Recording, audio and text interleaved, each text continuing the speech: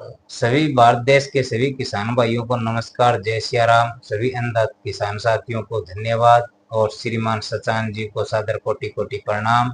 जो कि हमें जो अनुभव ज्ञान दिया है सचान जी ने, वो हम मुहिम में फैला रहे हैं, किसानों के पास जा रहे हैं। हमारी मिट्टी और भूमि उपजाऊ के लिए जीवामृत है ये श्रीमान सचान जी वाला, जो कई जंगलों की मिट्टी से बनाया गया है। इसको बनाने की विधि बता रहा हूँ मैं आपको शुरू से।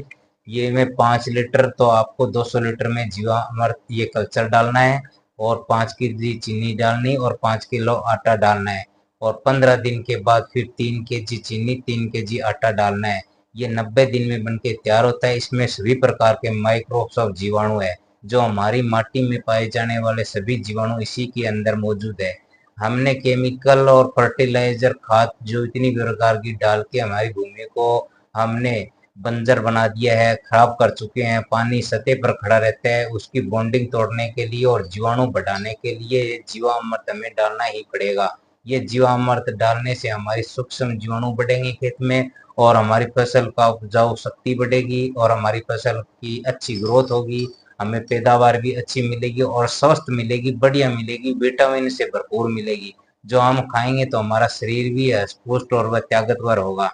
तो मैं सभी किसान भाइयों से यही कह रहा हूँ, आज मेरे पास सरसा से राम प्रताप सिंह कड़वासरा आए हुए हैं, और इनको मैं जीवामृत दे रहा हूँ। ये भी अपनी भूमि में उपजाऊ शक्ति बढ़ाएंगे, और हमसे कई किसान लेके जा चुके हैं। और वो किसान जो अनुभव ज्ञानी हैं, और बड़े बड़े ज्ञानी आते हैं हमारे पास, और राम प्रताप जी को भी बहुत बड़ा अनुभव ज्ञान है।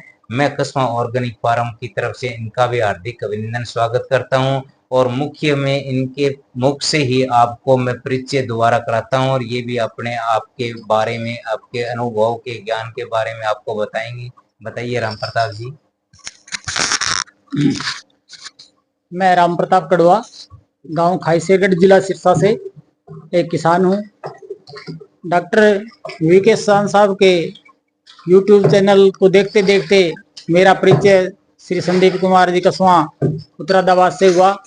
उनसे बात की तो उन्होंने कहा कि वो जीवामृत आप यहाँ से आके ले जाओ, और उनसे मिलकर बड़ी खुशी हुई। मेरा भी कृषि के क्षेत्र में काफ़ी अध्ययन है। मैंने कई शास्त्रों का अध्ययन किया, और उस पुराने से जो संस्कृत में है वो सारे शास्त्र तो अन्य पूजा पत्ती वगैरह के बारे में है। एकमात्र शास्त्र संस्कृत में है जो कृषि के बारे में पूरी तरह लिखा गया है, उसे कहते हैं कृषि पराशर। मैंने कृषि पराशर का अध्ययन किया, नारद पुराण का अध्ययन किया, अग्नि पुराण का अध्ययन किया, और फिर आचार्य वराहमिहिर की व्रत संहिता का अध्ययन किया। उसमें कृषि के बारे में बहुत कुछ लिखा गया है। मैं किसानों से अपील करता हूँ कि उनको भी देखें। उनमें बुआई के, बिजाई के, मुहूर्त वगैरह के बारे में बहुत बढ़िया तरीके से लिखा हुआ है। मैंने उनको पढ़ा है, अध्ययन किया है, इसके साथ साथ उनका परीक्षण किया है। और गलत समय में बिजाई के दुष्परिणाम मैंने उन लोगों के देखे हैं जिन्होंने गलत समय में बिजाई की है।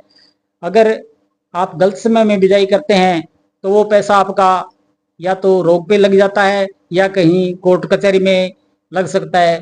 इसलिए बिजाई करने से पहले कुछ ज्यादा नहीं करना है, सिर्फ आप थोड़ा सा मुहूर्त देख लिया करें। इससे आपका बहुत कीमती जो समय लगाकर और बहुत पैसा खर्च करके जो फसल पैदा की हुई है वो व्यर्थ होने से बच जाएगी, और आपके बच्चों के और आपके काम आएगी। धन्यवाद। राम प्रताप जी सही बात बता रहे हैं। वास्तु शास्त्र के हिसाब से जो सनातन धर्म में कार्य करते हैं ना, वो एकदम बिल्कुल सही रहता है। सनातन धर्म में हम जो वास्तु शास्त्र के अलावा जो कार्य करते हैं ना, उसमें हमारा नुकसान होता है, हमें पता नहीं चलता। क्योंकि किसान है ना, वो ज्ञानी होते भी अज्ञानी है। और ज्ञानी कैसे है कि रासायनिक केमिकल फर्टिलाइजर का जितना भी अनाज हमने खाया ना, उससे हमारे शरीर की मेरुरज्जु कमजोर हुई, और शारीरिक स्वास्थ्य में कमजोरी आई। उसी के कारण हम भाग जोड़ कर वो काम कर लेते हैं, और वो आगे जाकर हमें नुकसान पहुंचाते हैं। तो राम प्रताप जी एकदम सही बात बता रहे हैं। भी आप समय के हिसाब से कार्य करें। घंटा 2 घंटा 4 घंटे में कुछ नहीं होता। सभी काम होते हैं तो वो मुहूर्त में होते हैं, और मुहूर्त में ही करना चाहिए। ये सनातन धर्म का एक बहुत बड़ा अनुष्ठान धर्म है, और खेती सबसे बड़ा अनुष्ठान धर्म है। और खुशी से और प्रसन्न होकर के मुस्कुराकर जो हम खेती करते हैं ना, तो भगवान खुश होते हैं, तो छप्पर फाड़ के देते हैं। तो खुशी से काम किया हुआ हमें हमेशा के लिए सुख देता है। तो तो मेरा यही भी कहना है, राम प्रताप की तरह भी आप भी इस सनातन धर्म में मुहूर्त के हिसाब से खेती करें और खेती करें रसायन मुक्त कृषि से कर्ज मुक्त।